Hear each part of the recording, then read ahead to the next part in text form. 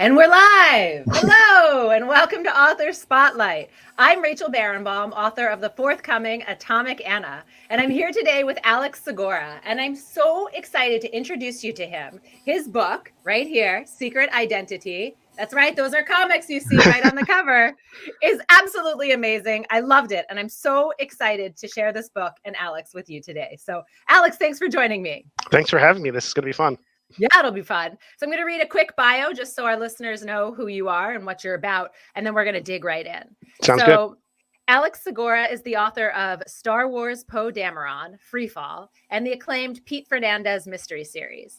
He's also written a number of comic books, most notably the superhero noir, The Black Ghost, the YA music series, The Archies, and the Archie Meets collection of crossovers. A Miami native, he lives in New York City with his wife and children. Very impressive. Very impressive. Thank you. Especially in the comic world. Yes. And I'm so excited to have you here today. Oh, thanks. Yeah, it's cool. Yeah. So to start us off, this beautiful book, Secret Identity, give me your log line. Tell me, what is this book about? Well, you have the galley. This is the final copy, which looks very nice and shiny. The log line is Secret Identity is about a woman named Carmen Valdez, a queer Cuban-American woman who in 1975 moves from Miami, her hometown, to New York to pursue her dream in comics. She takes a job at a small publisher called Triumph to try and get that dream to come to life, but she doesn't find a path. Her boss basically tells her it's not going to happen. I have other plans for you. So despondent, she's approached by she's a woman.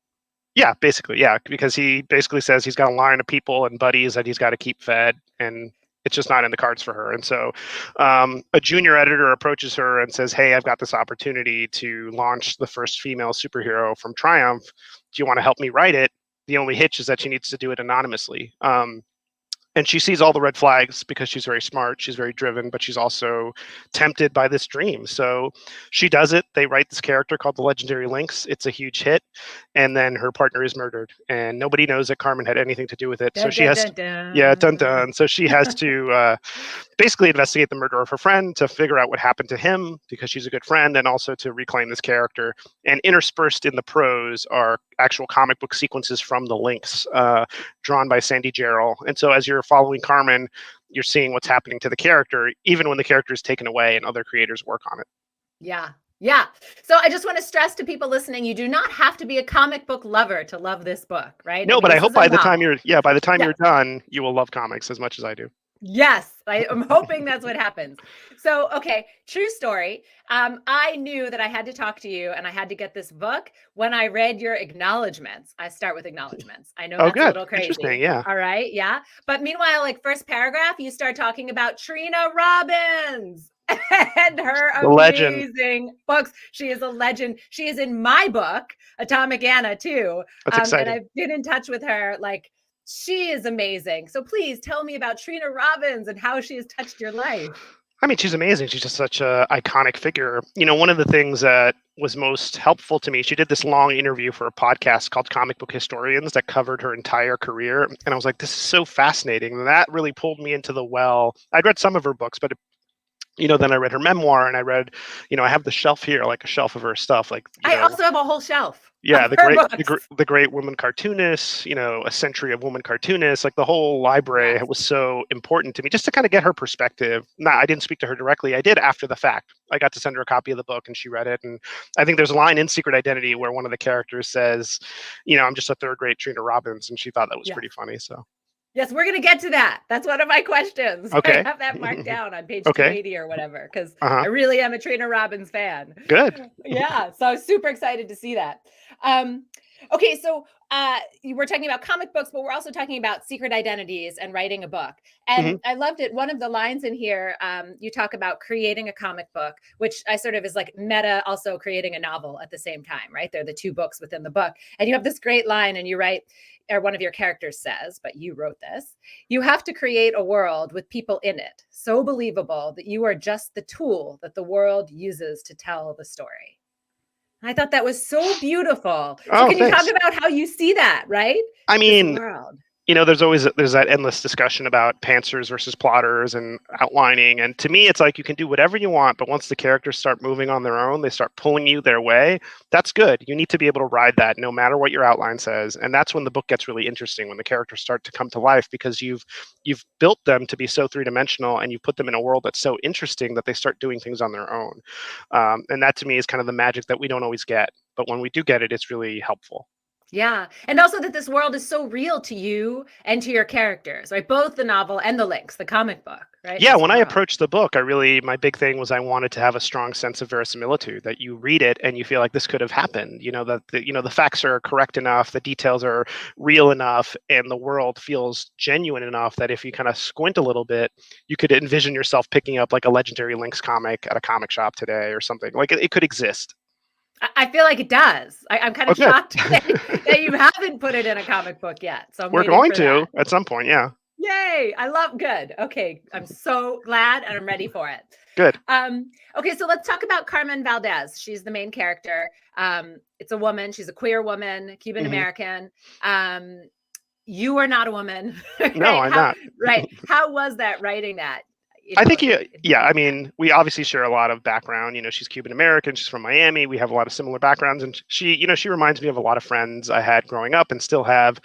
But I think as authors, we have to be thoughtful when we're writing outside of our experience. And that means doing the homework. That means, being considerate when we're writing these characters, but also knowing that we don't know everything in these situations. So I had a lot of great beta readers, a lot of great sensitivity readers. I spoke to a lot of women that worked in comics at the time to kind of make sure that, I know it's a mystery, it's a pulpy read. So that is one thing, and I'm not trying to write her definitive experience, but I also wanted it to ring true. And so I think that's the key. And, there's always a lot of debate, like, well, I should be able to write whatever I want. You get a lot of pushback online, or I've seen a lot. And I think no one's saying you can't. I think you just have to kind of do it thoughtfully and hopefully well. Yeah. I was just reading today that even Ann Tyler, who just came out with, I think, her 24th book, it broke her interview silence. Oh, really? To say how important it is that writers should be able to write whoever they feel comfortable writing. And I just thought that's pretty brave. She came out to talk about that. Yeah, I think you can, as long as you do the work. That's my one kind of addendum to that statement, I guess. You can if you do the work. I like that. Okay, so let's talk about secret identities and Carmen.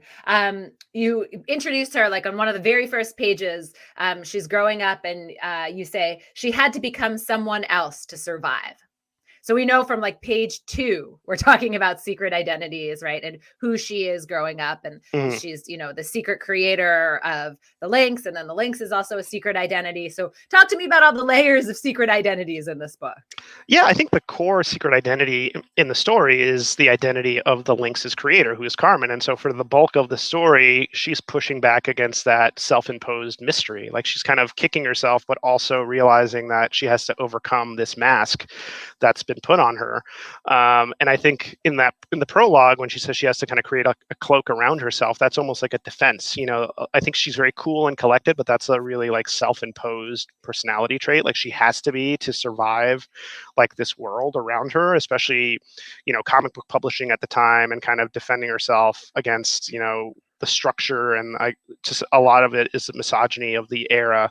And so, I hope there is some closure by the end of the book. That's the big challenge. Like, how does she overcome this secret that she accepted but didn't expect to take that turn, Right. Layers and layers of secrets. Yeah. But it's funny you said she's cool and collected, because I mean, I understand when she's in the office and you have her, it seems everyone thinks she's all calm and cool, right? And she's throwing the money into the trash can. Like, I'm not getting your coffee, right? Yeah, I like that moment.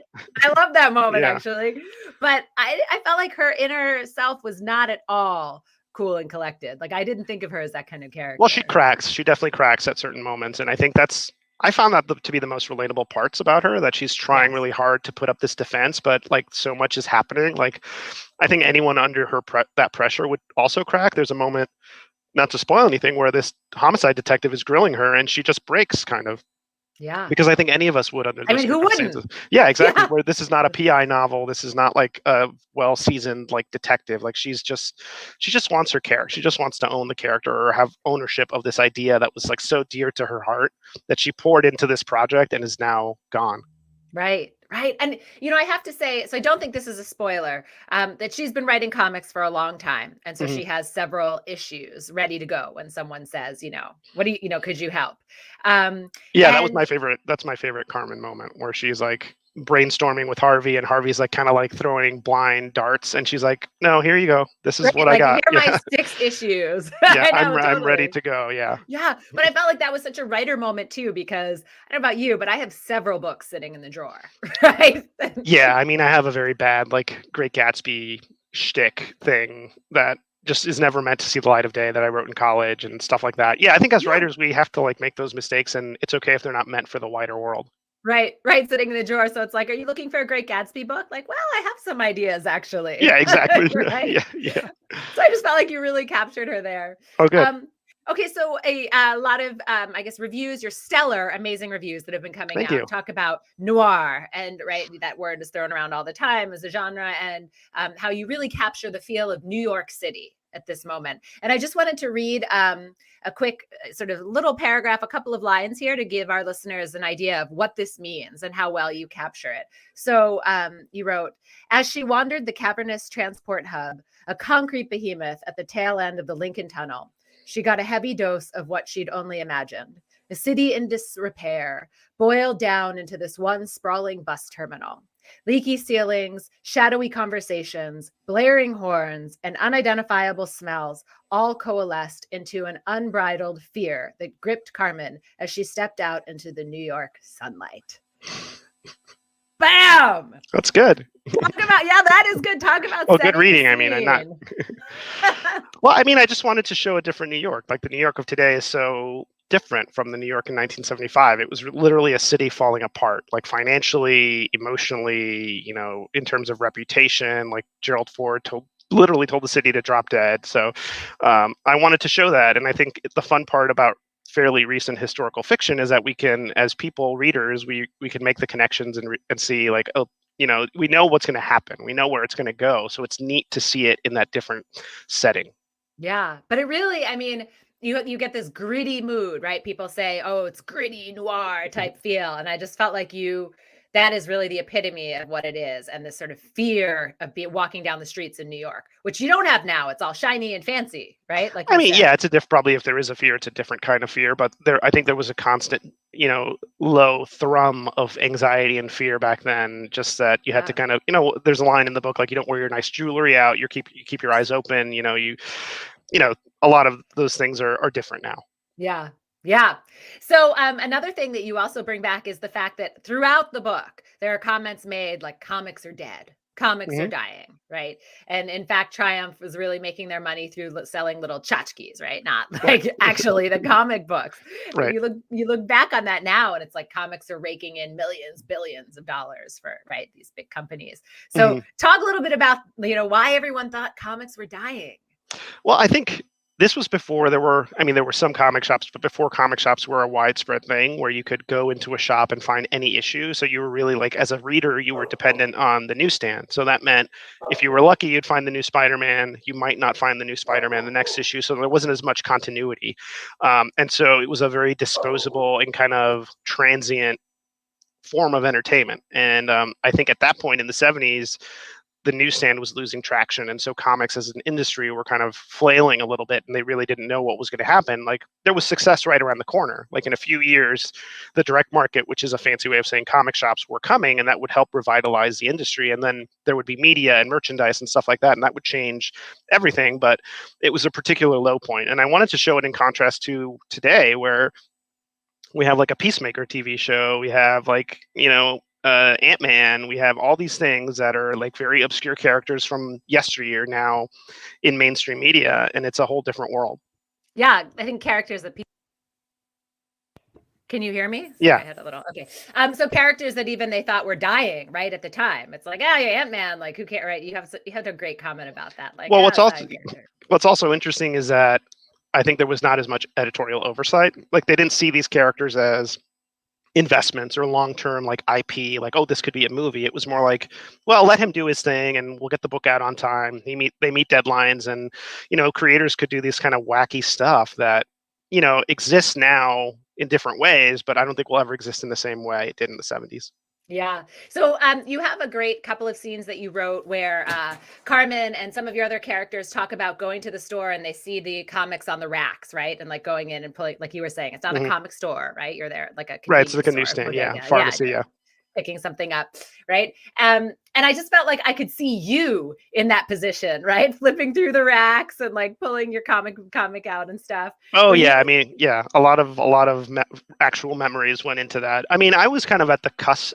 Comic shops existed, but they really kicked into high gear in the '90s. So I started reading comics like regularly in the late '80s, early '90s. So that's kind of when I started to go to like the pharmacy or the newsstand, and then finding comic shops was so eye-opening to be able to find any issue or get any comic I wanted, quote unquote, within reason. But yeah, just seeing all those colors on the shelf was like, where do you start? Like, I have $5 in my pocket. I can only get two comics. Like, what are they going to be? Like, it's like endless possibilities. Yeah. Okay. So there's one scene in particular that I really wanted to ask you about. So everybody knows that's listening that Carmen had all these ideas. Basically, the Lynx, which is the central comic in here, right, is her idea, even though she doesn't draw it. And there's one point where she's standing there and she's watching two girls flip through other comics, and they're like, Wonder Woman, or like, no good, no good. But the Lynx, the lethal Lynx, like this is who you want. And you see her standing there, and I just like my heart, I was like, I wanted to cry for Carmen because her Yeah, name wasn't on it. What was it like writing that scene? it was tough. I mean, it was hard. I mean, the book is succeeding when you're kind of torturing your characters. You have to some degree, put them I through the like ringer. that. I But I like had, that. I wanted her to have the context of what this book was doing, like the effect it was having, how important it was. I mean, as for me as a kid, it was super important to read a comic book that featured like a Latinx superhero. Like, that was not as common when I was a kid. And so when I read that, it really resonated. So I wanted to kind of show that duality to her in a really direct way. Like, she's walking and watching these girls like connect to her work. So that was really important, even though it's a very short scene, but it kind of propels her forward to like really know, like, I need to reclaim this character. Yeah, but it was short. It was only like a page and a half, Hmm. and yet I felt like that was the crux, Yeah. right? That Yeah. was the moment. Yeah. I mean, it's, with amateur detectives, you have to really have a strong like primal reason to make them investigate a crime, because normal people like us, crime writers aside, don't want to do that, unless it's something that is integral to them. And so for me, for Carmen, it was this idea that this character that she spent years writing and creating and gave away was now gone. And then to see those girls reading the character and connecting with it, it was just, that's what tipped her over. Yeah. Well, similarly, you have the artist himself. I hope I'm going to say the name right. Doug Detmer, Yeah. right? Is that how you Hmm. say it? Okay, Yeah. great. So, he sort of guesses it's her, right? So she's over there at his apartment and says something, and she like, throws out her arm or something, right, to stop him. And so there's this moment. And that was similarly the crux, like a moment of, I wanted her to just break down and be like, yes, it's me, this big moment. But you let it pass sort of quickly. And I thought maybe that is more realistic. I don't know. I just want to hear you. Could you talk about how you thought about that moment of her revealing herself? I wanted to let the moment of Detmer figuring it out breathe a little bit, and I think Carmen is smart and thoughtful, and wasn't going to just like kind of show herself immediately in terms of her identity as the creator of the Lynx. I mean, she knew Detmer, but I don't know if she necessarily trusted him, and she admired him. And it's clear from the beginning when they first meet, he's like, "Hey, you're the one that gives me those great notes." Like, he's got her Yes. pinned as like the brains of the operation, like not just the Yes. Lynx, but of the company. Like, he Yes. knows Carlisle, the CEO, is kind of a clown. Mm-hmm. He was never really impressed by Harvey before. Like, he's like, he wrote these perfunctory things, and now he's doing these home runs. So there's what's new here. And Right. so I wanted another character to figure it out. And I also, I don't want to spoil too much about it, but Detmer is really like the opposite arc. Carmen is climbing up, and Detmer's having this kind of tragic arc. So it was interesting to have those intersect for a minute. Yeah. Yes, I loved it. Okay, moving along because we only have about 10 more minutes, and I have Hmm. like 1,000 more questions to ask Okay. you. But I I'll want stick to one word answers. to no. Okay, I want to read the Trina Robbins paragraph because I just got so excited to see this. Okay. So you have one of your characters. She said, "I made my bones putting zines and writing and drawing comics about real stuff, like getting your period and dating and the real world. kind of a poor woman's version of Trina Robbins, I guess. She's someone I really admire, but I'd write and draw real things, stuff that happens to real people that I wake up and think about, not male prepubescent fantasies, guys in tight underwear punching each other because they don't understand. I never liked those kinds of books. I still don't. Oh, yes. Yeah, I mean, that's Marion. Marion's actually an interesting character because she was only really, in the initial outline, she was only meant to show up in that opening scene in that volleyball game where she shows up. She's kind of this ominous herald of what's to come. Like Harvey is bad, and then she just started popping up again. Like was writing the Comic Con scene, and then I was like, "Where's this going to go?" I mean, I knew where it was supposed to go in the outline, but then Marion showed up, and she was like, "You're coming with me," and she takes Carmen and starts becoming really entangled in the third act, and she becomes this really important part of the story. And I really wanted to show that comics. Superheroes are part of mainstream comics, but they are not all comics. Like comics is a medium, and I think people often mislabel it as a genre like crime or sci-fi. It's not a genre, it's a way to tell those kind of stories. And so I wanted Marion to kind of be a inkling that there was a lot more going on in comics, and the underground comic scene was something of great import. And Marion was kind of straddling that line. Like she worked in mainstream comics at Warren, kind of like horror comics, but she had a past life in underground comics. Yes, it was so good. I was so glad you could fit that in there. Right? Oh, good. Yeah, she's a great character. I really like writing her. And the San Francisco scene was very different from the New York comic scene back then. Yeah, totally different. So I was so happy to see that in there. Okay, so let's move on and talk a little bit about the actual illustrations that are in here. And you worked with two people. I'm wondering, I think most of my listeners are probably not used to or comic readers, I'm going to assume. Sure. So can you talk about the process of creating? I don't know if anybody can see. Like here's a small there we go. Small example that's one of them. What you might see in the book. So who are the two people you worked with, and how does it come together? How do you collaborate? So I worked with an artist, Sandy Jarrell, and a letterer, Taylor Esposito. And the way it worked is, I knew early on that this book was going to include comic book sequences. And as I wrote the novel and I wrote the outline, I kind of carved out the sections because I wanted it to not just feel like perfunctory, not just be like, oh, he's showing off and throwing comics in there.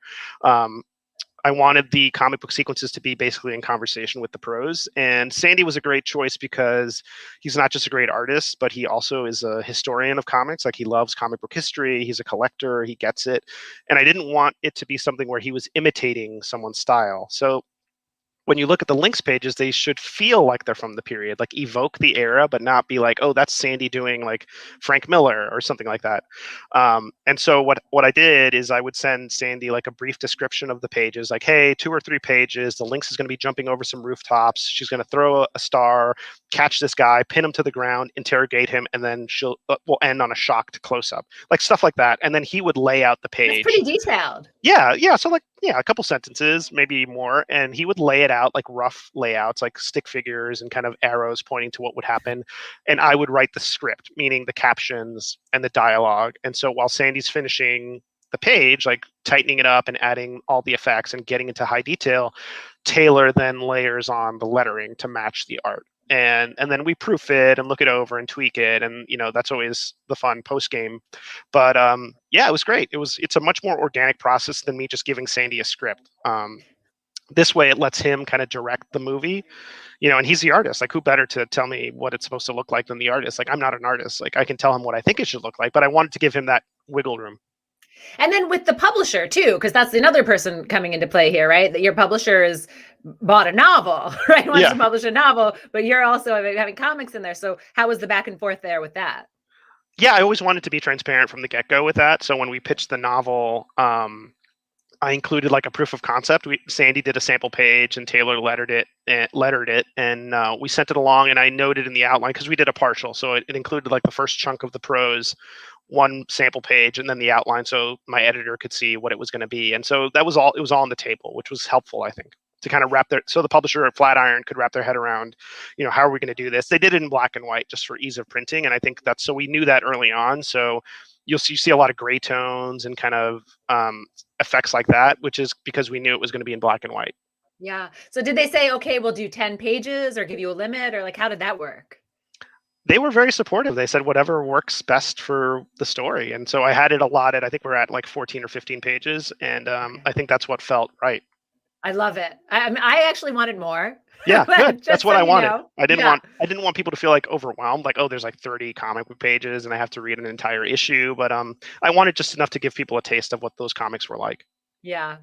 So what was the hardest part about this whole process, writing this whole book? I wouldn't say it was hard. I think it was the most, I guess, the most intensive part on the ramp up was doing a lot of research in terms of, a lot of journalistic research. Talking to people that were there at the time that worked in comics or women that worked in comics, and also reading a lot of books about, comic book history, New York history, cultural history around the time, just to make sure I was at least in the ballpark of what was going on. A lot of, cross-referencing calendars and making sure what was happening jives with the timeline.